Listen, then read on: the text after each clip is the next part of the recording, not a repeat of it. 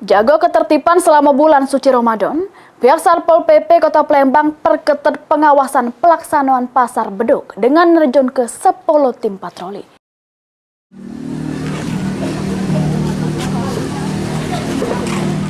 Pengawasan sama penertiban pasar beduk selama bulan suci Ramadan jadi perhatian Pemkot guna menjaga kondusivitas serta ketertiban masyarakat selama berpuasa.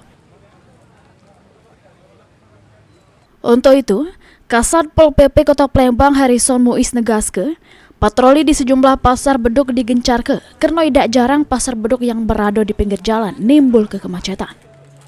Sejumlah permintaan dari Dinas Perdagangan sama Perumda Pasar Palembang Jaya sudah masuk ke Satpol PP untuk melakukan pengawasan di beberapa titik yang dijadi ke pasar beduk, pecah di Jalan Jenderal Sudirman, kawasan Perumda Pasar, serta Jalan Ratna yang berpotensi memicu kemacetan.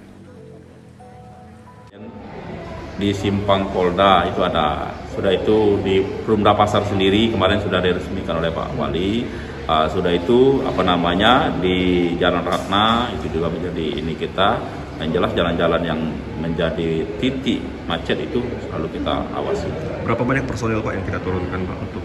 Kalau ini tetap kita ada 10 patroli, kurang lebih 100 personil, tapi kita sistem rolling seperti itu. Pol PP Dewek nerjun ke 10 tim patroli dengan sekitar 100 personil secara bergilir tiap harinya.